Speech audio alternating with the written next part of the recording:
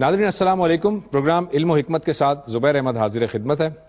آج کا یہ پروگرام بھی گزشتہ پروگرام کی طرح آپ کے سوالات پر مبنی ہے. وہ سوالات جو آپ ہمیں فیس بک کے ذریعے سے اور ای میل کے ذریعے سے بھیجتے ہیں وہ ہم جاوید صاحب کے سامنے رکھیں گے. السلام علیکم جاوید صاحب. وعلیکم السلام. جاوید صاحب، یہ ایک آیت ہے کہ اپنے آپ کو ہلاکت میں نہ ڈالو. اگر اس آیت کو ہم ایک اصول مان لیں تو پھر سگریٹ نوشی یا تمباکو نوشی کی ممانعت کیوں نہیں ہے؟ سرے سے وہ حرام کیوں نہیں ہے؟ کیونکہ وہ بھی تو ہلاکت میں ڈالنے والا ہی کام ہے. دیکھیے بات یہ کہ ایک تو اس آیت کا اپنا محل ہے، یعنی یہ اس پہلو سے کوئی اصول نہیں بیان کر رہی، لیکن اس سے قطع نظر جو سوال آپ نے کیا ہے تو اس میں کیا شبہ ہے کہ آدمی کو اپنے آپ کو ہلاکت میں نہیں ڈالنا چاہیے. دیکھیے جان اللہ کی نعمت ہے، اس نے اس دنیا میں ہمیں بھیجا ہے تو ہمیں اس کی حفاظت کرنی ہے. جانتے بوجھتے آپ اپنی جان کو نقصان پہنچا رہے ہیں تو آپ اللہ تعالیٰ کے مقابل میں کھڑے ہونے کی کوشش کر رہے ہیں. ایسا ہم کو نہیں کرنا چاہیے. اچھا، اب رہی سگریٹ نوشی کا معاملہ، تو سگریٹ نوشی کا ایک پہلو تو یہ ہے کہ وہ آپ کے لیے نقصان دہ ہے. تو اسی بنیاد پر کسی آدمی کو کہنا چاہیے کہ تمہارے لیے نقصان دہ ہے. شریعت کا موضوع اصل میں جسمانی لحاظ سے نقصان دہ چیزیں نہیں ہوتی، شریعت کا موضوع اخلاقی لحاظ سے نقصان دہ چیزیں ہوتی ہیں. صحیح ہے. یہ بات کہ کسی چیز میں کوئی مضرت رساں پہلو ہے، آپ کے لیے وہ طبی نقصان کا باعث بن سکتی ہے، جسمانی نقصان کا باعث بن سکتی ہے، اس کا تعلق عقل سے ہے، علم سے ہے. چنانچہ اس وقت دنیا بھر میں لوگ کسی مذہبی حکم کی بنیاد پر سگریٹ سے نہیں روک رہے. آپ جانتے ہیں کہ عام طور پر دنیا میں سگریٹ نوشی کو پسند اب نہیں کیا جاتا.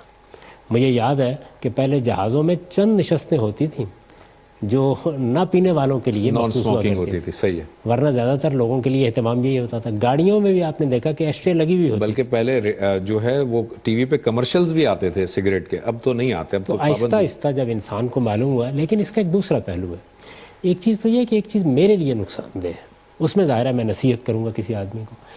ایک چیز دوسروں کے لیے نقصان دہ ہے، یعنی میں اگر سگریٹ پیتا ہوں تو اس سے آپ کو آزار پہنچے گا. صحیح. اس کے حرام ہونے میں کوئی شبہ نہیں ہے. یہ ایک اخلاقی پہلو ہے. ٹھیک ہے. یعنی اب اصل میں جسمانی مسئلہ نہیں رہا، میں دوسروں کے لیے باعث آزار بن رہا ہوں، اور یہ چیز اخلاقی لحاظ سے ٹھیک نہیں ہے. چنانچہ ہر مسلمان کو جب یہ معلوم ہو جائے کہ میرا کوئی عمل کسی دوسرے کے لیے نقصان دہ ہو رہا ہے. آپ یہ جانتے ہیں کہ ہمیں ہدایت کی گئی ہے کہ آپ اگر کانٹا بھی راستے میں دیکھتے ہیں تو اٹھا دیں. آپ تو وہاں سے بچ کے نکل گئے ہیں، ممکن ہے کسی اور کے دامن کو کانٹا الجھا لے، کسی اور کے پاؤں میں چبھ جائے تو آپ اس کو ہٹا دیجئے. کسی کو اذیت دینا، کسی کو نقصان پہنچانا، آپ جانتے ہیں کہ اس کے لیے اس سے دوسرے کو نقصان پہنچ سکتا ہے اور پھر آپ اس میں احتیاط نہ کریں تو اس میں اخلاقی کباہت ہے. تو اس وجہ سے اس بنیاد پر اب اس کو روکنا چاہیے. ٹھیک ہے. جاوید صاحب، یہ کویشچن ہے کہ نبی صلی اللہ علیہ وسلم کے اس دنیا میں آنے سے پہلے اور اعلان نبوت سے پہلے وہ شراب جو ہے وہ عرب میں بڑی عام تھی، رائج تھی. شراب، لوگ شراب پیتے تھے. اسلام نے آ کر اس پر بین کر دیا، اس کو حرام قرار دے دیا. اس کو حرام کرنے کا تاریخی واقعہ کوئی ہے کہ اس وجہ سے حرام کیا گیا، یا کیا تھا، کیوں حرام کیا گیا اس کو؟ دیکھیے، ہر وہ چیز جو خبائث میں سے ہے، قرآن مجید نے ایک اصول بیان کیا ہے کھانے پینے کے بارے میں. میں اس سے بھی پیچھے جا کے آپ سے عرض کروں کہ یہ پورا دین جس پر ہم گفتگو کرتے ہیں اس کا ہدف کیا ہے، مقصد کیا ہے. قرآن مجید کہتا ہے تزکیہ، پیوریفیکیشن. ٹھیک ہے. پاکیزگی. تو اس میں بدن کی پاکیزگی کے آداب بتائے گئے ہیں. اس میں کھانے پینے کے بارے میں یہ بتایا گیا ہے کہ پاکیزہ چیزیں کھانی چاہیے. اس میں اخلاق کی پاکیزگی کے احکام دیے گئے ہیں. یہی پورا دین ہے. ٹھیک ہے. اگر آپ دین کے پورے کانٹینٹ کا جائزہ لیں تو یہ تین ہی چیزیں ہیں جو اس میں بنیادی حیثیت رکھتی ہیں. چنانچہ رسالت میں آپ صلی اللہ علیہ وسلم کے آنے سے پہلے بھی، حتیٰ کہ تورات و انجیل میں بھی یہی اصول بیان کیا گیا کہ طیبات حلال ہیں، تمام خبائث ممنوع ہے. تو یوں نہیں ہے کہ شراب کبھی جائز تھی، یہ ہمیشہ سے ایک ناپاک چیز سمجھی جاتی تھی. اس کو کبھی بھی تمام طیبات میں شمار نہیں کیا گیا. ہر وہ چیز جو نشہ پیدا کرتی ہے، خواہ وہ شراب ہو یا کوئی اور چیز ہو، وہ پاکیزہ نہیں ہو سکتی. اور اللہ تعالیٰ اصرار کر رہے ہیں کہ میں نے طیبات کو حلال کیا ہے، یعنی خبائث جتنے ہیں ان سے انسان کو بچنا چاہیے. آپ کسی معاشرے میں اصلاح کی ابتدا کرتے ہیں، وہاں لوگ کسی چیز میں عادتاً مبتلا ہیں، شراب پیتے ہیں یا اور کوئی اس طرح کام کرتے ہیں، تو اصلاح کے لیے کیا کرنا چاہیے؟ اس کا بڑا اچھا طریقہ یہ ہے کہ آپ پہلے اصول بیان کریں. تو آپ یہ دیکھیے قرآن تو پہلے دن سے یہ اصول بیان کر رہا ہے کہ طیبات حلال ہیں، طیبات حلال ہیں۔ بہت سے لوگ قرآن مجید کی اس اصولی بات ہی سے متنبع ہو گئے، ٹھیک ہے، بہت سے لوگ نہیں ہوئے۔ جب نہیں ہوئے تو پھر پہلے مرحلے میں ان کو یہ بتایا گیا کہ جب تم اس طرح کی کوئی خبیث چیز استعمال کر لیتے ہو تو کم سے کم نماز کے موقع پر احتیاط کرو، ایسا نہ ہو کہ تم اللہ کی بارگاہ میں کھڑے ہو اور منہ سے کوئی اور الفاظ نکل رہے ہوں، قرآن پڑھنے کے لیے کھڑے ہو اور قصیدہ پڑھ دو اور غزل پڑھ دو، تو اس وجہ سے اس سے اجتناب کرو۔ یہ گویا اصلاح کا دوسرا قدم ہے۔ رائٹ، اس کے بعد لوگوں نے پوچھا ہے، یعنی قرآن مجید نے اپنے طور پر کوئی بات ہی نہیں کی، اصولی بات کر دی، ٹھیک، اور اصولی بات کر کے یہ چاہا کہ لوگ خود سمجھیں اس بات کو۔ صحیح ہے، لوگوں نے پوچھا، جوئے کے بارے میں پوچھا، شراب کے بارے میں پوچھا، تو پھر آخری بات اللہ تعالیٰ نے کہہ دی جب لوگوں نے سوال کیا۔ وہ دیکھیے آیت شروع ہی ایسے ہوتی ہے، یسألونک عن الخمر والمیسر، یہ لوگ آپ سے شراب کے بارے میں، جوئے کے بارے میں سوال کرتے ہیں۔ اس میں پھر یہ جواب دیا گیا کہ یہ خمر اور میسر رجس من عمل الشیطان، یہ تو اصل میں گندا شیطانی کام ہے۔ گویا یوں سمجھیے کہ جو وہ بات کہی جا رہی تھی کہ طیبات حلال ہیں اور خبائث حرام ہیں، اسی کی تاکید کر دی گئی ہے۔ تو لوگ اصل میں اس کو ایک بالکل غلط زاویے سے پیش کرتے ہیں کہ کبھی شراب حلال تھی پھر اس کے بعد قرآن مجید نے اس کو حرام کر دیا۔ یوں نہیں ہے، یہ ہمیشہ سے ممنوعات میں سے تھی، اللہ نے اس کو کبھی پسند نہیں کیا۔ یہ کیسے ہو سکتا ہے کہ جس چیز کو اللہ تعالیٰ کہتے ہیں رجس من عمل الشیطان، وہ کبھی جائز بھی رہا ہو؟ صحیح ہے، ہاں، البتہ اصلاح کے پہلو سے اس کو موضوع نہیں بنایا، لیکن تدریجاً اس اور کو میرا تو کہنا یہ ہے کہ شاید یہ سوال نہ کیا جاتا تو موضوع بنایا بھی نہ جاتا، اس لیے کہ جب اصول بیان کر دیا گیا کہ طیبات حلال اور خبائث حرام ہیں تو یہی توقع کی جانی چاہیے کہ لوگ خود سمجھیں گے اس بات کو۔ دیکھیے آج بھی ہے، یعنی کیا قرآن مجید میں لکھا ہوا ہے کہ یہ جو نئے نئے نشے ہم نے ایجاد کر لیے ہیں یہ ممنوع ہے؟ نہیں وہاں تو اگر ذکر ہے، ظاہر نہیں لکھا، تو ظاہر شرابی کا ذکر ہے، جی ہاں، لیکن جب ہمیں یہ اصول معلوم ہو گیا کہ اللہ تعالیٰ کو یہ پسند نہیں ہے کہ انسان نشہ کرے، اللہ تعالیٰ اس بات کو رجس من عمل الشیطان کہتے ہیں، گندا شیطانی کام کہتے ہیں، تو ہم ان چیزوں کو بھی اس میں شامل کرتے ہیں اور لوگوں کو روکنے کی کوشش کرتے ہیں۔ آپ دیکھ سکتے ہیں کہ بہت سے لوگ یہاں بھی استدلال کرنے کے لیے بیٹھ جائیں، یہ کہیں نہیں قرآن مجید میں صرف انگور کی شراب کا ذکر ہے۔ ہاں بالکل صحیح ہے، اصل میں اللہ تعالیٰ کا طریقہ یہ ہے کہ وہ ایک اصول بتاتے ہیں کہ میرا دین پاکیزگی چاہتا ہے، میں پاکیزہ لوگوں کا انتخاب کر رہا ہوں، لہٰذا کھانے پینے میں بھی پاکیزگی کا خیال رکھو۔ ٹھیک ہے۔ اچھا آپ جب جاوید صاحب جب فرما رہے ہیں کہ نشہ جو اصول بیان کر دیا کہ نشہ جو ہے وہ ممنوع کر دیا گیا ہے، تو نشہ سے مراد وہ نشہ ہوگا نا جو جس سے آپ کا ذہن معوف ہو جاتا ہے؟ ادروائز تو تمباکو کھانے والا شخص بھی کہتا ہے کہ بھائی مجھے پان کا نشہ ہے، سگریٹ پینے والا بھی کہتا ہے کہ میں سگریٹ کے بغیر میں نہیں کام کر سکتا، تو نشہ تو وہ بھی ہے لیکن اس سے ذہن معوف نہیں ہو رہا، یہی ڈفرینسیشن ہے؟ جی ہاں، دیکھیے دو طرح کی چیزیں ہیں نا، ایک وہ ہے کہ جن سے ذہن یا عقل معوف ہو جاتی ہے، ٹھیک ہے، اور ایک وہ چیزیں کہ جو تسکین کا باعث بنتی ہیں، ان سے ذہن معوف نہیں ہوتا یا عقل معطل نہیں ہوتی۔ ٹھیک، تو یہ چیزیں جو ہے یہ کسی حد تک لوگ استعمال کر سکتے ہیں، یعنی جو تسکین دینے کا ذریعہ بنتی ہیں، چائے پی لیا آپ نے، کافی پی لیا آپ نے، ان میں اس طریقے سے نشہ نہیں ہوتا۔ ٹھیک، ویسے تو لوگ کہتے ہیں کہ بھئی اگر آپ لاہور کی لسی بھی پی لیں تو ہو سکتا ہے کہ اس سے بھی آپ کو نشہ ہو جائے۔ تو اصل چیز یہ ہے کہ انسان کو ایک بہت بڑی نعمت دی گئی ہے، وہ اس کی عقل ہے۔ تو ہر حال میں انسان کو زندہ اور بیدار رہنا چاہیے، یعنی اس کو کبھی بھی اپنے آپ کو کسی نشے کے حوالے نہیں کر دینا چاہیے۔ آپ جانتے ہیں کہ جب وہ نشے کے حوالے کر دیتا ہے تو اس کی کیا حالت ہو جاتی ہے، اسے اپنا ہوش نہیں ہوتا، اسے اپنے گرد و پیش کا ہوش نہیں ہوتا، اسے اپنے پردے کا ہوش لیکن یہ سنا ہے کہ نشے میں جب ہوتا ہے انسان تو سچ بولنے لگتا ہے، ویسے عقل میں ہوتا ہے تو جھوٹ بولتا ہے، یہ بات بھی تو ہے نا؟ دیکھیے بات یہ ہے کہ رہنا پھر بھی عقل ہی میں چاہیے، سچ اور جھوٹ کے بارے میں نصیحت کرنے کے اور بہت سے مواقع ہیں، یعنی کسی آدمی کو سچ بلوانے کے لیے آپ اس صورتحال سے دو چار تو نہیں کر سکتے۔ تو قرآن مجید نے مثال کے طور پر بول و براز کے بارے میں بھی یہ تو نہیں کہا کہیں کہ یہ حرام ہے، آپ طیبات کے بارے میں طیبات کہہ دیا، صحیح ہے۔ تو ایک بنیادی اصول بیان کیا گیا ہے، اس اصول کا اطلاق نبی صلی اللہ علیہ وسلم کے زمانے میں جن چیزوں پر ہو سکتا تھا ہو گیا، جن چیزوں پر نبی صلی اللہ علیہ وسلم کے زمانے میں اطلاق کی نوبت نہیں آئی، یعنی آپ ایک خاص علاقے میں رہتے تھے، وہ آج بھی ہم کریں گے۔ نئی چیزیں ایسی پیدا ہو جاتی ہیں کہ جن کے بارے میں عقل کہتی ہے، علم کہتا ہے کہ یہ طیبات نہیں ہیں، اس وجہ سے ان سے آدمی کو اجتناب کرنا چاہیے۔ وہ بنیادی بات لوگوں کو بتانی چاہیے کہ اللہ تعالیٰ جنت کے لیے جن لوگوں کا انتخاب کر رہا ہے وہ پاکیزگی کی بنیاد پر کر رہا ہے، اس کے دین کی ساری تعلیمات کا حاصل پاکیزگی ہے، اور یہ پاکیزگی مجھے بدن میں بھی حاصل کرنی ہے۔ یعنی آپ یہ نہیں کر سکتے جس طرح کہ ہمارے یہاں ہوتا ہے، ایک سادھو ہیں نہائے ہی نہیں، گندے بیٹھے ہوئے ہیں، یہ بھی دین کے خلاف ہوگا، کیونکہ دین پاکیزگی چاہتا ہے۔ آپ دیکھیے کہ عورتوں سے مقاربت کے بعد بھی نہانا لازم کر دیا گیا آپ کے، صحیح ہے، وضو کر کے خدا کی بارگاہ میں آپ جاتے ہیں۔ یہ ساری چیزیں بتا رہی ہیں کہ اللہ کو پاکیزگی بدن میں بھی کتنی پسند ہے۔ کھانے پینے کا بھی یہی معاملہ ہے، درندے ممنوع قرار دیے گئے ہیں ٹھیک، اس لیے کہ یہ کھانے کے لیے مناسب نہیں ہے۔ یعنی انسان کی طبیعت کو چونکہ حیوانی وجود کے اندر ایک اور شخصیت رکھ کے انسان بنایا گیا ہے، تو اسے بہیمیت سے یا اس کے اندر جانوروں کے خصائص کہیں نشو و نما نہ پانے لگ جائے، درندوں کے خصائص نشو و نما نہ پانے لگ جائے، صحیح ہے، تو اس کو روکا گیا۔ ٹھیک، تو یہ چیزیں ہیں کہ جن کا لحاظ کر کے آدمی کو ان چیزوں کو دیکھنا چاہیے، بجائے اس کے کہ وہ یہ دیکھنا شروع کر دے کہ کس چیز کے بارے میں کیا کہا گیا ہے۔ اللہ تعالیٰ پوری کی پوری حرمتوں و حلتوں کی فہرست نہیں وہاں بیان کر رہے ہیں، دو باتیں کر رہے ہیں، بالکل ایک اصول بیان کر رہے ہیں اور دوسرے ان چیزوں کے بارے میں گفتگو کر رہے ہیں جن میں بہت زیادہ اشتباہ پیدا ہو گیا تھا۔ وہ 4 چیزیں ہیں اور ان کو قرآن مجید نے 3 مقامات پر بیان کر دیا گیا۔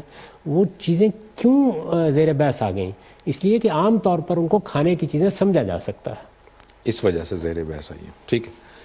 جاوید صاحب یہ ایک کوشچن ہے، اس میں 2-3 حوالے دیے گئے ہیں کہ نبی صلی اللہ علیہ وسلم کی مختلف روایات ہیں کہ بھائی کوئی شخص بھی اگر اپنا نام بدل دیتا ہے، اپنی نسبت بدل دیتا ہے تو وہ کفر کا مرتکب ہو جاتا ہے، یا نسبت بدل دینا بالکل پسندیدہ عمل نہیں ہے، یا اس طرح کی کچھ مفہوم ہے۔ تو اب وہ یہ کہتے ہیں کہ جب کسی خاتون کی شادی ہو جاتی ہے تو اس کا نام بدل دیا جاتا ہے، اس کے والد کی جگہ اس کے شوہر کا نام لگا دیا جاتا ہے، یہ صریحاً اسلام کے اصولوں کے منافی ہے۔ یہ بات کس طرح سے لی جائے گی؟ یہ جو آپ نے بیان کیا ہے، روایت میں یہ بات کہی نہیں گئی۔ جس چیز کی تلقین مختلف جگہوں پر کی گئی ہے وہ یہ ہے کہ آدمی کو اپنی شخصیت کے بارے میں دوسروں کو دھوکہ نہیں دینا چاہیے۔ یعنی آپ ایک قبیلے کے ہیں، آپ لوگوں کو یہ بتائیں کہ میں کسی دوسرے قبیلے کا ہوں، ٹھیک ہے، آپ کے نام کی نسبت بتا رہی ہے کہ آپ کہاں کے رہنے والے ہیں، آپ کسی دوسرے علاقے سے اس کی نسبت کر دیں، یہ چیزیں ہیں جو اخلاقی لحاظ سے معیوب سمجھی جائیں گی۔ اس سے کوئی تعلق نہیں ہے۔ لوگ اپنے نام تبدیل بھی کرتے ہیں، خود رسالت میں آپ صلی اللہ علیہ وسلم نے جن لوگوں کے ناموں میں کوئی قباحت محسوس کی تو انہیں کہا کہ تبدیل کر لو۔ مثلا عربوں میں بعض لوگوں کے نام بتوں کے نام پر تھے، عبد العزیٰ، عبد اللات، یہ بت تھے۔ تو اپنے نام تبدیل کیے نا، اپنے والد کا نام تو وہی تھا۔ وہ یہ عورت جب شادی کرتی ہے تو وہ اپنے والد کا نام ہٹا کر اپنے ہسبینڈ والد کا نام تبدیل نہیں کرتی، وہ اپنے نام یا اپنی شناخت کے ساتھ شوہر کے حوالے سے ایک نیا نام لگا لیتی ہے۔ یعنی وہ یہ نہیں کہتی کہ اب میرے والد کوئی اور ہو گئے ہیں، وہ یہ کہتی ہے کہ میں بیائی گئی ہوں اور اب میرے شوہر یہ ہیں۔ صحیح، اس میں در حقیقت کوئی حرج نہیں ہے، اگرچہ یہ کوئی بہت اچھی روایت نہیں ہے، ایسا نہ کیا جائے تو بہت اچھی بات ہے۔ یعنی مسلمانوں کے ہاں تو یہ چیز مغربی اقوام کی اتباع میں آئی ہے، ہمارا یہ طریقہ نہیں تھا۔ ہمارے ہاں عام طور پہ نام نہیں تبدیل کیا جاتا تھا، عرب میں بھی نہیں ہوتا، عرب میں بھی نہیں تھا، نہیں یہاں پر بھی نہیں تھا، یعنی ہندوستان میں بھی پہلے نہیں تھا۔ یہ بہت بعد میں یہ چیز آئی ہے، لیکن اس کو آپ دینی لحاظ سے غلط نہیں کہہ سکتے۔ زیادہ سے زیادہ یہ کہہ سکتے ہیں کہ اس کی ضرورت کیوں ہے، کیوں نام تبدیل کیا جائے، کوئی وجہ نہیں ہے اس کی۔ خواتین بھی اگر یہ سمجھتی ہیں کہ ان کی کوئی ضرورت ہے تو وہ تبدیل کریں، ورنہ کیوں تبدیل کرتی ہیں؟ آپ جانتے ہیں کہ اس میں بڑا مسئلہ پیدا ہو جاتا ہے، شناختی کارڈ بنے ہوتے ہیں، اب وہ تبدیل ہوں گے، ہاں، شناختی کارڈ تبدیل ہوتے ہیں، پاسپورٹ تبدیل ہوتا ہے، یہ سارے ایک اچھا خاصا مسئلہ خواتین کو درپیش ہو جاتا ہے۔ بالکل صحیح ہے۔ تو یہ روایت کی اصلاح کر دی جائے بہت اچھی بات ہے، لیکن یہ نہیں آپ کہہ سکتے کہ کوئی دینی لحاظ سے غلط کام کیا گیا ہے۔ جاوید صاحب یہ آپ نے جو فرمایا نام کے حوالے سے، اس میں اب ایک اوپینین یہ ہے، لوگوں کا ایک خیال ہے کہ قیامت کے دن جب لوگوں کو کال کیا جائے گا، بلایا جائے گا، تو وہ والدہ کے نام سے بلایا جائے گا، اور اس کی مثال کے طور پر وہ سیدنا مسیح علیہ السلام کی اگزامپل دیتے ہیں، اس میں بار بار کہا جاتا ہے مسیح ابن مریم۔ تو یہ بات کہاں تک درست ہے کہ قیامت کے دن اللہ تعالیٰ جب لوگوں کو بلائے گا تو والد کے نام سے بلایا جائے گا یا والدہ کے نام سے بلایا جائے گا؟ لوگ اصل میں بہت سے قصے کہانیاں سناتے رہتے ہیں۔ دیکھیے قیامت کے بارے میں وہی بات کہنی چاہیے جو قرآن مجید میں بیان ہوئی ہے، یا رسالت مآب صلی اللہ علیہ وسلم نے کسی صحیح روایت میں اس کو بیان فرمایا ہے۔ صحیح روایت کا مطلب یہ ہے کہ ہمارے علماء نے تحقیق کر کے یہ جان لیا کہ یہ قابل اعتماد ذرائع سے ہم کو پہنچی ہے۔ تو اس طرح کی روایات بہت ہیں جو لوگ بیان کرتے رہتے ہیں، لیکن یہ اس طرح کے تحقیق کے معیار پر پوری نہیں اترتی۔ تو اس وجہ سے بہتر یہ ہے کہ قیامت کے بارے میں انہی چیزوں پر انحصار کیا جائے جو مستند ذرائع سے ہم تک پہنچی ہیں، اور ایسی باتوں کو اللہ تعالیٰ کے حوالے کر دیا جائے۔ وہ جب قیامت کے دن بلانے کا فیصلہ کریں گے تو بلا لیں گے، اور جو چیز مناسب سمجھیں گے وہ اختیار کر لیں گے۔ تو عام طور پر ہمارے ہاں ہوتا یہ ہے کہ اس طرح کے قصے، اس طرح کی کہانیوں سے لوگ بہت سے مطالب پیدا کر لیتے ہیں۔ آپ دیکھیے اللہ کی کتاب کو آپ پڑھیے، صحیح روایات کو آپ دیکھیے، اس میں اس طرح کی چیزیں عام طور پر بیان نہیں۔ ٹھیک ہے، یہ سوال ہے جاوید صاحب کہ حضرت خضر علیہ السلام کے بارے میں یہ دو اوپینین موجود ہیں۔ ایک اوپینین یہ ہے کہ وہ تکوینی امور پر فائز تھے اور وہ فرشتے تھے، انسانوں میں سے نہیں تھے، اور دوسرا اوپینین یہ ہے کہ وہ انسان تھے۔ آپ کا کیا خیال ہے؟ میں نے تو اپنی تفسیر میں پہلی بات ہی کو ترجیح دی ہے، وہ اللہ کے فرشتوں میں سے ایک فرشتے تھے۔ گویا اللہ تعالیٰ نے سیدنا موسیٰ علیہ السلام کی تربیت کے لیے فرشتے جس طریقے سے کام کر رہے ہیں اس سے پردہ اٹھا کے دکھایا۔ یعنی اس دنیا میں اللہ کا نظم چل رہا ہے، ایک ہم کچھ کر رہے ہیں، دوسرے اللہ کے فرشتے کچھ کام انجام دے رہے ہیں، وہ ہمیں نظر نہیں آتے، ان کی ملاقات کرا دی گئی، اور ایک فرشتے نے جس طریقے سے اللہ کے احکام کی تنفیذ ہو رہی ہے اس کی کچھ جھلکیاں ان کو دکھا دیں، تاکہ ان کو یہ معلوم ہو کہ انہیں صبر کے ساتھ اپنی ذمہ داریاں پوری کرنی چاہیے، اللہ کی حکمت کو اپنے پیش نظر رکھنا چاہیے، اور لوگوں کو بھی یہی تعلیم دینی چاہیے کہ ہر اقدام کے پیچھے، ہر فیصلے کے پیچھے اللہ کی کوئی غیر معمولی حکمت ہوتی ہے۔ یعنی اللہ تعالیٰ کے ہاں سے جو فیصلے صادر ہوتے ہیں وہ الٹپ نہیں ہوتے، اللہ تعالیٰ اپنی حکمتوں کے پیش نظر وہ فیصلے کرتے ہیں، اور ایسا بھی نہیں ہے کہ وہ دنیا کو بنا کے غیر متعلق ہو کے بیٹھ گئے ہیں۔ آپ جانتے ہیں کہ فلسفے میں یہ بحث ہوتی ہے کہ کیا اللہ تعالیٰ علت العلل تو ہیں لیکن بس ایک مرتبہ دنیا کو تحریک دے کے اپنی جگہ پر جا کے بیٹھ گئے ہیں، اب دنیا قوانین کے تحت چل رہی ہے۔ تو قرآن مجید نے اس کی نفی کی کہ یہ بالکل درست ہے کہ دنیا قوانین کے مطابق چل رہی ہے، عام حالات میں ایسے ہی ہے، لیکن اس کائنات کا پروردگار اس سے غیر متعلق نہیں ہے، وہ ایک ایک بندے پر نگاہ رکھی ہوئی ہے۔ وہاں دیکھیے بہت انفرادی معاملات ہیں جو زیر بحث آئے ہیں، یعنی ایک نوجوان ہے جو والدین کے لیے مسئلہ بن سکتا ہے، جی، اس کا معاملہ زیر بحث آ گیا ہے۔ ایک شخص ہے، معلوم نہیں کون ہے، اس کا خزانہ ہے، اس کی حفاظت کے لیے اللہ تعالیٰ نے مداخلت فرمائی ہے۔ ایک کشتی چلانے والا ملاح ہے، اس کے معاملے کو دیکھا ہے۔ تو یہ تینوں مثالیں دے کر بتایا، یعنی اگر کوئی اقوام کے معاملات ہوتے، بادشاہوں کے معاملات ہوتے، تو آپ یہ کہتے ہیں کہ اللہ تعالیٰ بڑے بڑے معاملات سے متعلق ہوتے ہیں۔ یہ تینوں مثالیں یہ بتا رہی ہیں کہ چھوٹے سے چھوٹے معاملے میں وہ نگران ہیں، ان کے فرشتے معاملات کو دیکھ رہے ہیں۔ انہوں نے جب انسان کو بنایا ہے تو ایک ایک انسان کے ساتھ ان کا ایک زندہ تعلق ہے۔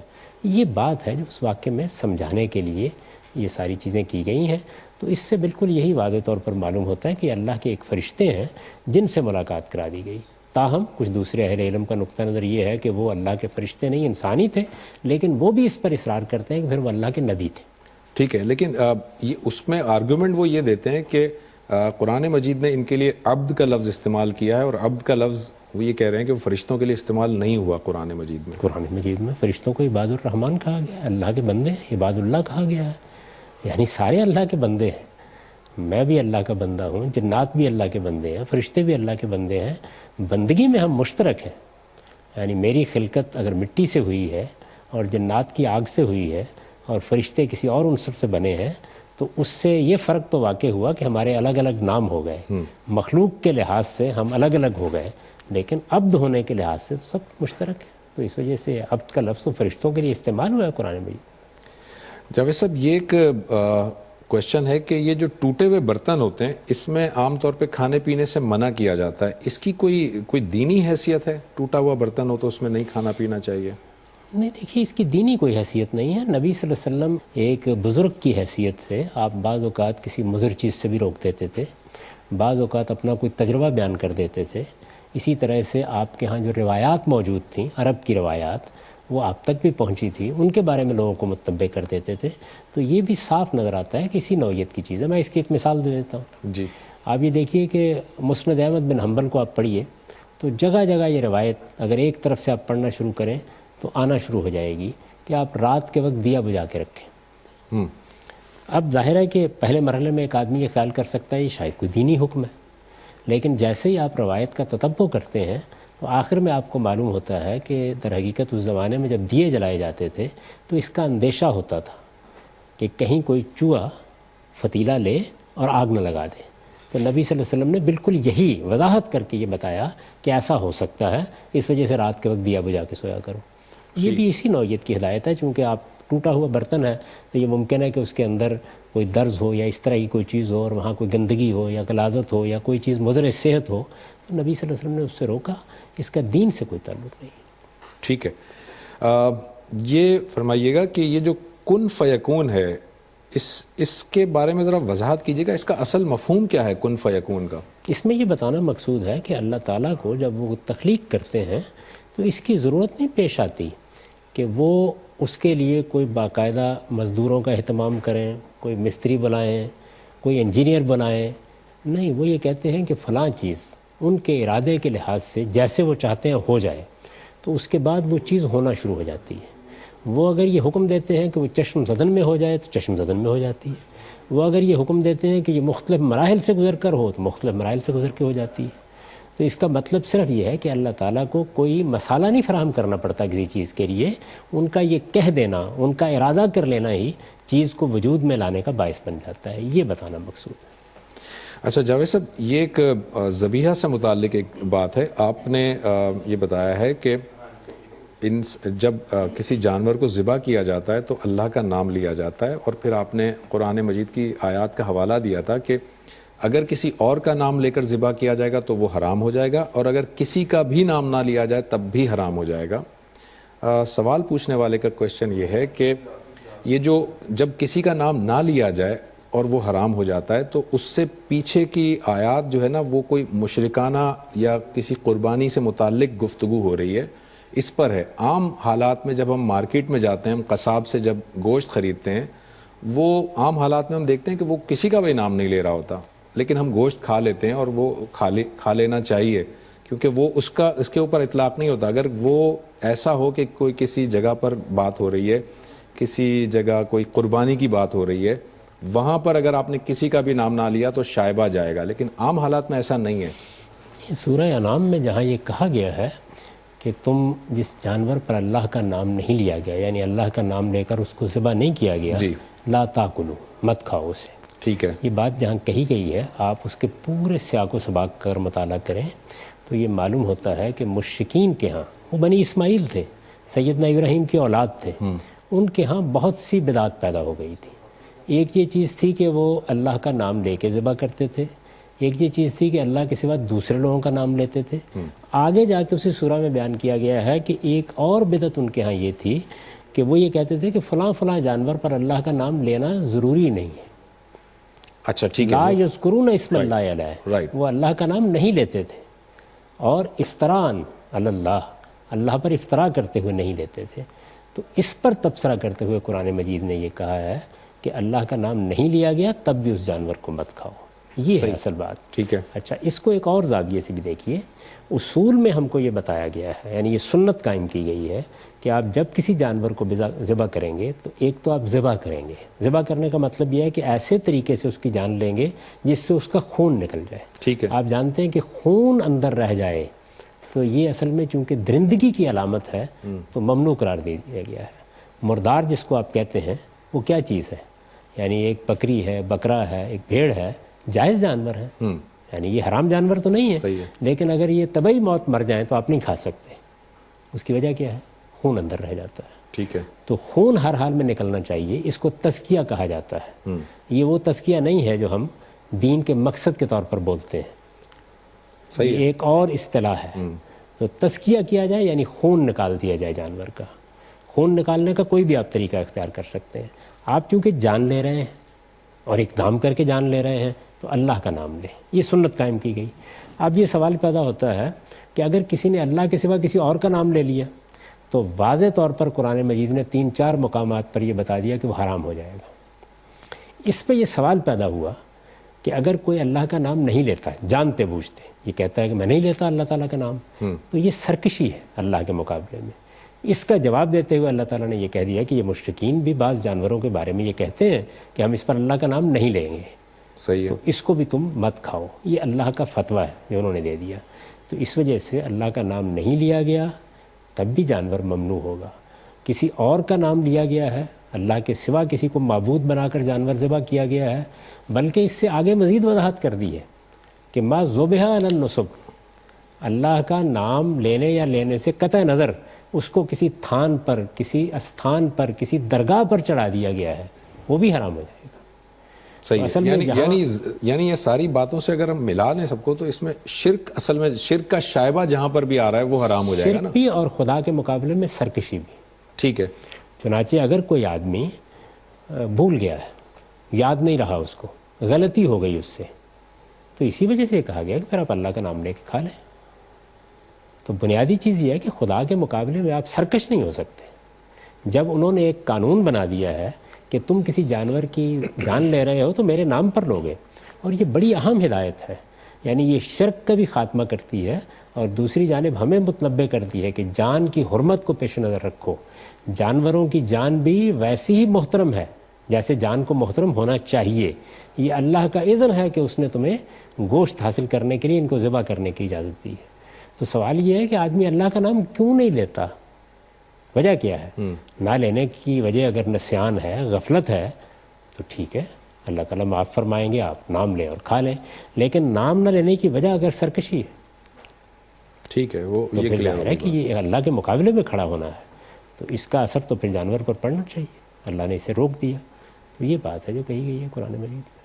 اچھا، یہ بات جب آپ نے اس کی مصلحت یہ بھی بتائی کہ جب آپ جان لے رہے ہوتے ہیں تو اصل میں جان لینا ایک بذات خود کسی کی جان لینا ایک ایسا عمل ہے کہ جس کے لیے آپ اذن اللہ تعالیٰ کا لیتے ہیں، حاصل کرتے ہیں۔ مچھلی کے کیس میں ہم ایسا نہیں کرتے ہیں، اس میں بھی اللہ کا نام لینا چاہیے۔ دیکھیے، اللہ کا نام تو ہر حال میں لیا جائے گا، مچھلی کو آپ ذبح نہیں کرتے، ورنہ تو ہمیں ہدایت کی گئی ہے کہ ہم ہر جگہ اللہ ہی کے نام سے کھانا کھائیں تو اللہ کا نام لے کر کھائیں، کسی کام کی ابتدا کریں تو اللہ کا نام لے کر کریں، جانور کو بھی ذبح کریں تو اللہ کا نام لے کر ذبح کریں۔ اللہ کا نام ہر حال میں لینا چاہیے۔ وہاں چونکہ تزکیہ کا مسئلہ نہیں پیدا ہوا، تو آپ مچھلی اگر اس طریقے سے بھی دنیا سے رخصت ہو گئی ہے تو بعد میں اللہ کا نام لے کے کھائیں، لیکن اللہ کا نام آپ کو لینا چاہیے، یا جال پھینکتے وقت لیں اور یا پھر بعد میں لیں۔ اللہ کا نام تو ہر حال میں لیا جائے گا۔ اللہ کا نام جانتے بوجھتے آپ کیوں چھوڑیں گے؟ سبب کیا ہے اس کا؟ ٹھیک ہے، یعنی غلطی، نسیان، وہ ایک بالکل الگ چیز ہے۔ تو ہر جگہ مسلمانوں کو اس کی تلقین کرنی چاہیے کہ وہ اللہ کا نام لے کے۔ ٹھیک ہے۔ جاوید صاحب، یہ ایک کویشچن ہے کہ قرآن مجید میں یہ بتایا گیا ایک جگہ پر کہ جب انسان سو جاتا ہے تو اللہ تعالیٰ اس کی روح نکال لیتے ہیں اور پھر واپس ڈال دی جاتی ہے، اس کی وضاحت فرمائیے گا۔ قرآن مجید میں یہ بات بالکل آپ یوں سمجھیے کہ موت اور زندگی کی تمثیل کے طور پر سمجھائی گئی ہے۔ اصل میں جب ہمیں نیند آتی ہے تو یہ بالکل اسی طرح کی ایک کیفیت ہے جو موت کے وقت طاری ہوگی۔ جسم اور روح کا تعلق ایک حد تک منقطع کر دیا جاتا ہے، پھر اللہ تعالیٰ اس کو بحال کر دیتے ہیں۔ یہ تمثیل قرآن مجید میں بیان ہوئی ہے، اور اگر انسان غور کرے تو ہر روز رات کو اس کو قیامت کی یاد دہانی ہوتی ہے، موت کی یاد دہانی ہوتی ہے۔ موت بھی اسی طریقے سے آئے گی، نیند بھی اسی طریقے سے آتی ہے، اس میں بھی ہم ہر چیز سے بے خبر ہو جاتے ہیں۔ آج تک کوئی آدمی یہ نہیں بتا سکتا متعین طور پر کہ میں کس وقت سو گیا تھا۔ ٹھیک ہے، اچھا، آپ جب اٹھتے ہیں تو آپ کو کچھ یاد نہیں ہوتا کہ آپ کتنی دیر سوئے۔ اصل میں یہ خارج کے حالات ہیں جن کی بنیاد کے اوپر یا گھڑی دیکھ کے آپ اندازہ کرتے ہیں، ورنہ اصل میں آدمی بالکل بے خبر ہو جاتا ہے۔ تو یہ موت سے یہ ملتی جلتی ایک کیفیت ہے۔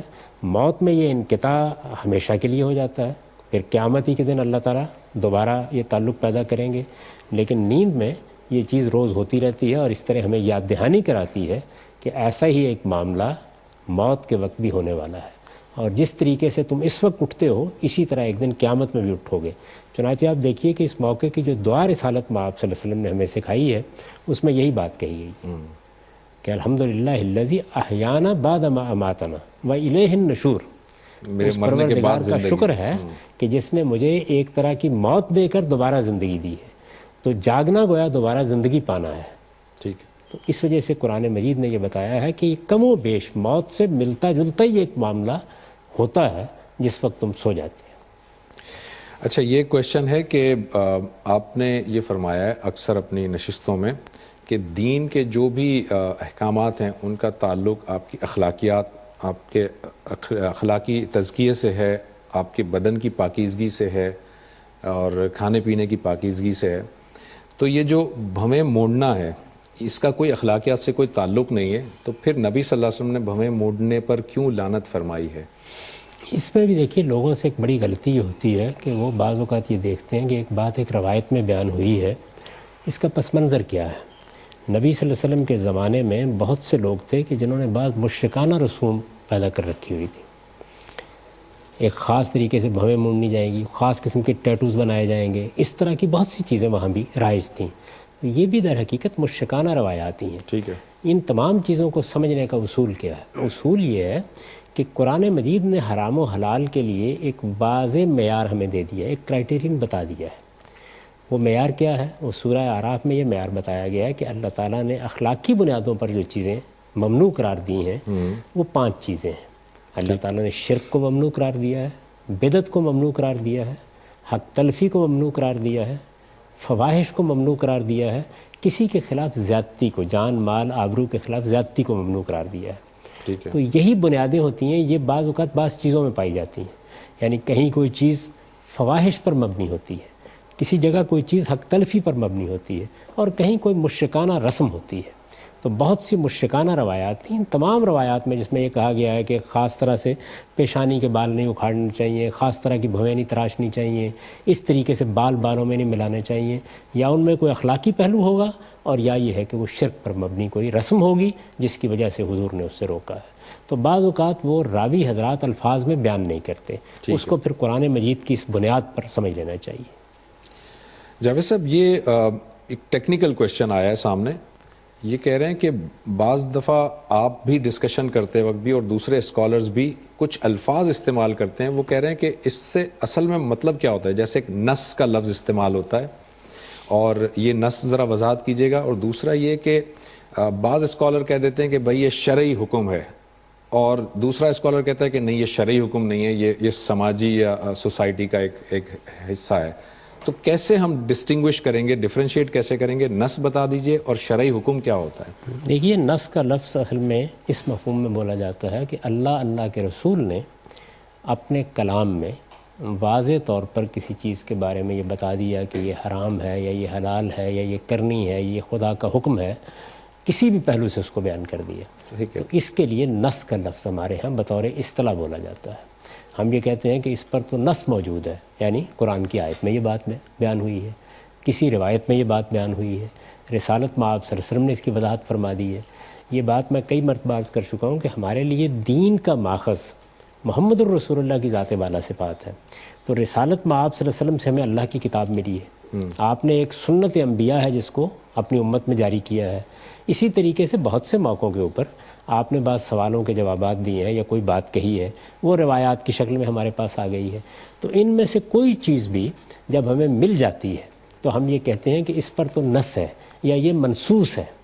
یہ اصطلاحات اس معنی میں بولی جاتی ہیں. صحیح. اب رہ گئی یہ بات کہ شرعی حکم. تو دیکھیے، ہمارے ہاں جو علماء ہیں وہ عام طور پر قرآن مجید میں یا روایات میں جو بات بیان ہوئی ہوتی ہے اس کو بھی شرعی حکم کہتے ہیں، اور اگر ہمارے فقہاء نے اجتہاد کر کے کوئی بات کہی ہے تو اس کے لیے بھی یہی لفظ بولتے ہیں. اسی وجہ سے کنفیوژن، اسی وجہ سے بعض اوقات اس میں کچھ خلجان پیدا ہو جاتا ہے. اچھا. تو میرا جہاں تک تعلق ہے، میں تو شرعی حکم اسی وقت کہوں گا جب کوئی بات اللہ کے پیغمبر کے ذریعے سے مجھ تک پہنچ گئی ہے. اگر وہ بات اللہ کے پیغمبر کی نسبت سے بیان نہیں ہوئی، یعنی قرآن میں بیان نہیں ہوئی، سنت میں بیان نہیں ہوئی، رسالت میں آپ صلی اللہ علیہ وسلم کسی ارشاد میں بیان نہیں ہوئی، تو پھر وہ کسی صاحب علم کا اجتہاد ہے.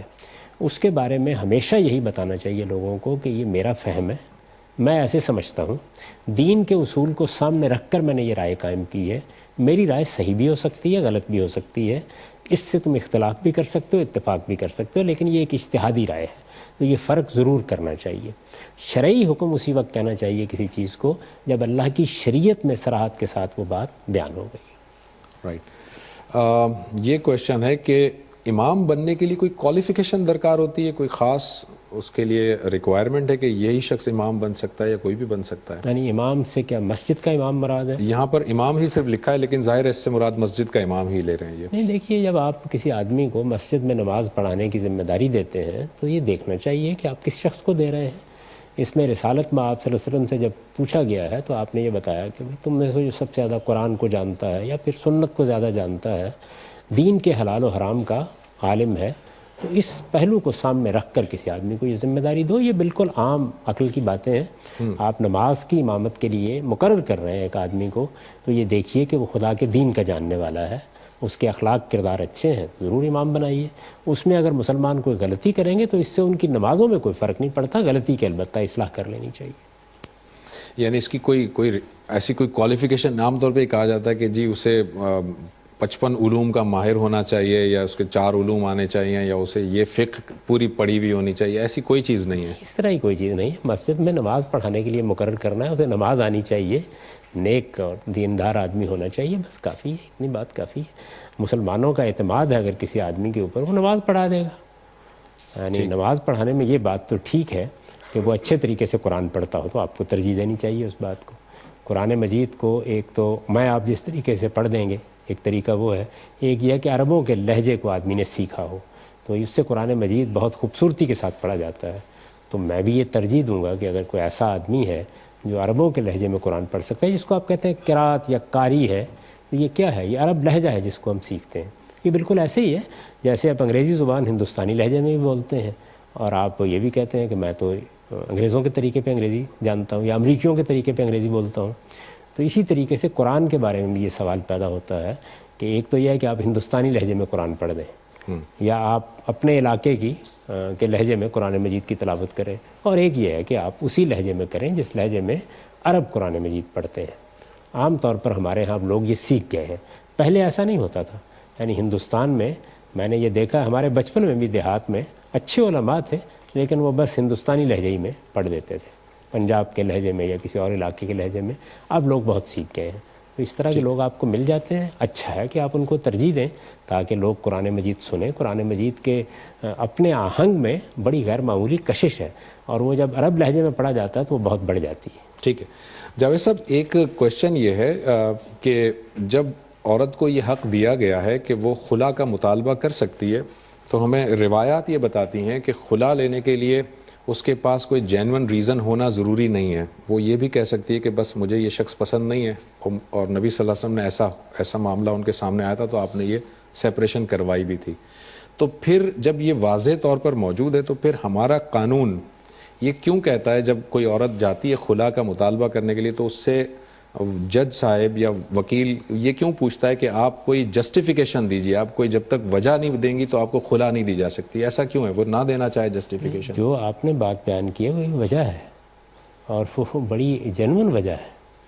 یعنی ایک عورت یہ کہتی ہے کہ پسند نہیں ہے تو یہ کوئی معمولی بات ہے نہیں, مگر یہ ہمارا قانون تو نہیں مانتا نا. آپ شادی بیاہ کے موقع کے اوپر پسندیدگی کی بنیاد پر فیصلہ کرتے ہیں تو ایک خاتون یہ کہتی ہے کہ مجھے یہ آدمی پسند نہیں ہے, اس کی تفصیلات پوچھنے کی کوئی ضرورت نہیں ہے. ویسے ہمارے ہاں بھی اب قانون میں بڑی تبدیلی آ گئی ہے, عام طور پر تفصیلات نہیں پوچھی جاتی, لیکن بعض موقعوں کے اوپر یہ ضروری ہو جاتا ہے کہ آپ یہ معلوم کریں کہ آخر اس گھر کو کیا کوئی محفوظ رکھنے کی شکل باقی نہیں رہی. یہ ایک نیکی اور خیر کا پہلو بھی ہے. ہمیں یہ تعلیم دی گئی ہے نیک نیتی سے ہو رہا ہے, نیک نیتی سے ہونا چاہیے, لیکن اس بنیاد پر آپ روک نہیں سکتے. یعنی اگر ایک خاتون کہتی ہے کہ میں نہیں رہنا چاہتی تو اس کا حق ہے, آپ کو اسے ماننا ہی ہے.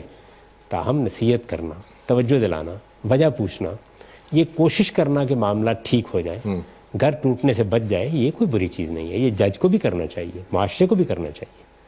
یعنی اگر مثال کے طور پر ایک خاتون آپ کے پاس میرے پاس آتی ہے تو کیا آتے ہی ہم یہ کہیں گے کہ بہت اچھی بات ہے, مٹھائی بانٹنی چاہیے؟ صحیح بھائی شادی ہے, گھر کاؤنسلنگ کریں گے ہم. اچھا, گھر کے ٹوٹنے کا معاملہ کوئی آسان معاملہ نہیں ہے. یعنی بچوں کے ساتھ کیا ہوگا, گھر کے معاملات کیسے ہوں گے, بعض اوقات جذبات میں آ کر مرد بھی عورت بھی کو بات کہہ دیتے ہیں.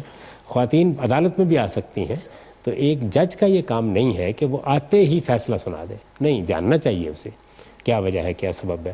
اس میں یہ ہے کہ ایک خاتون کہتی ہے کہ میں کوئی وجہ نہیں بتانا چاہتی لیکن میرا اطمینان نہیں رہا, میں پسند نہیں کرتی, تو ٹھیک ہے, اس بنیاد پر بھی جیسے کہ رسالت میں آپ صلی اللہ علیہ وسلم نے فیصلہ کیا آپ ختم کر سکتے ہیں, لیکن پوچھنا ضرور چاہیے, اور پوچھنا کوئی بری بات نہیں ہے. پوچھنا بھی چاہیے اور کاؤنسلنگ بھی جہاں تک ممکن ہو ضرور, جس حد تک ممکن ہو. ٹالنے کے لیے بھی آپ بعض اوقات کہتے ہیں کہ ہو سکتا ہے اس وقت غصے میں ہو, اس وقت کوئی وقت, اسی لیے وہ کہتے ہیں کہ آپ کو ہم وقت دیتے ہیں, ذرا اور سوچ لیں, آپ 10 دن مزید سوچ لیجئے, مہینہ مزید سوچ لیجئے. اس کی کوشش کرنی چاہیے. لیکن ایک جج اس نتیجے پر پہنچتا ہے کہ یہ خاتون اب شکایت لے کے آئی ہے اور یہ آخری درجے میں اس آدمی سے تنگ ہے, تو وہ مطمئن ہو جاتا ہے تو فیصلہ کر سکتا ہے.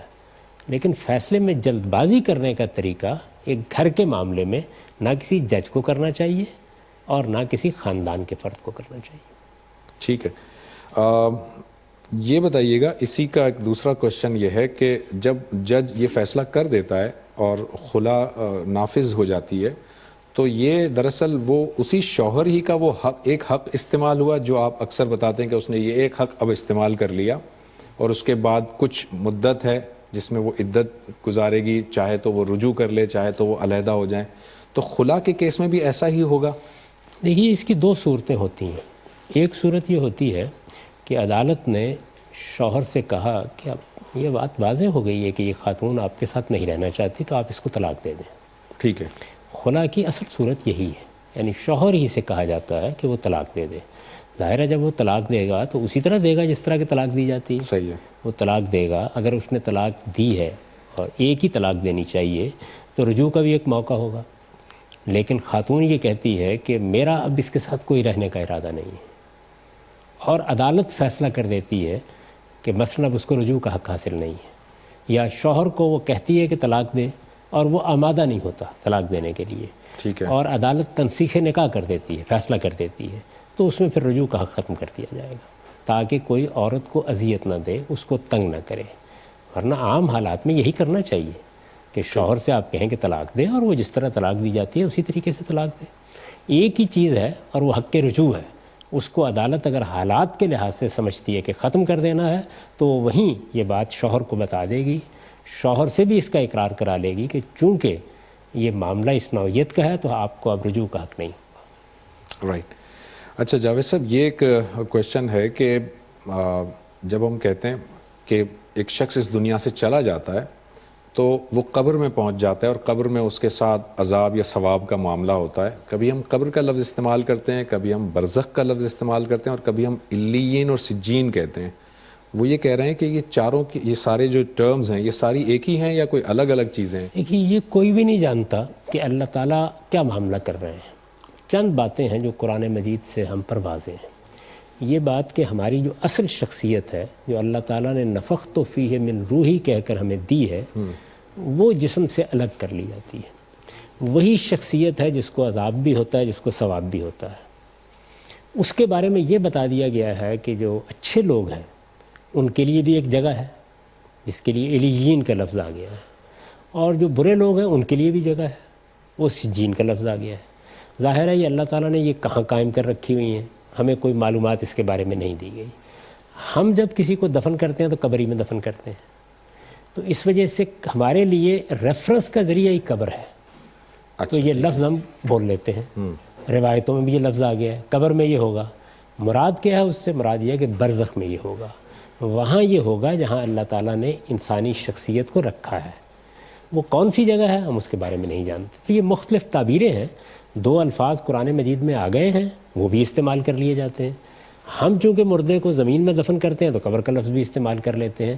لیکن قرآن نے یہ بات واضح کر دی ہے کہ اللہ تعالیٰ کے فرشتے ہماری اصل شخصیت کو وصول کر لیتے ہیں اور پھر اللہ کے محفوظ خزانوں میں جا کے رکھ دیتے ہیں.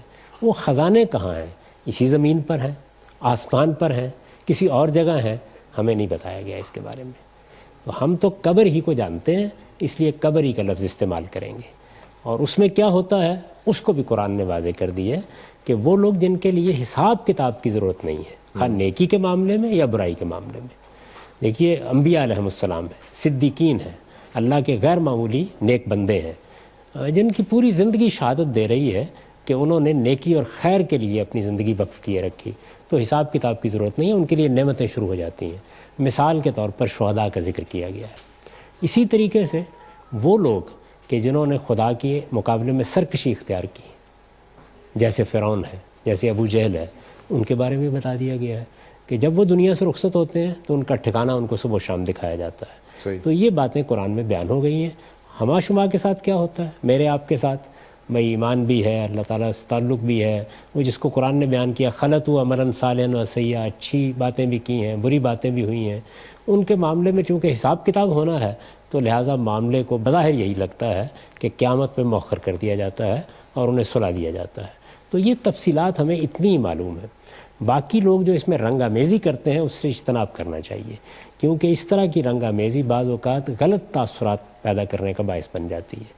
اور قبر کا لفظ ہم بولنے پہ مجبور ہیں کیونکہ ہمیں اصل بات کا معلوم نہیں ہے, ہم قبر ہی میں دفن کرتے ہیں. ٹھیک ہے, thank you very much Javed صاحب, آپ کا بہت بہت شکریہ. ناظرین, ہمارے پروگرام کا وقت ختم ہوا چاہتا ہے, بہت سارے آپ کے اور بھی سوالات ہیں. انشاءاللہ تعالیٰ اگلی کسی نشست میں آپ کے دیگر سوالات کو جاوید صاحب کے سامنے رکھیں گے. اگلے پروگرام تک کے لیے زبیر احمد کو اجازت دیجیے. اللہ حافظ.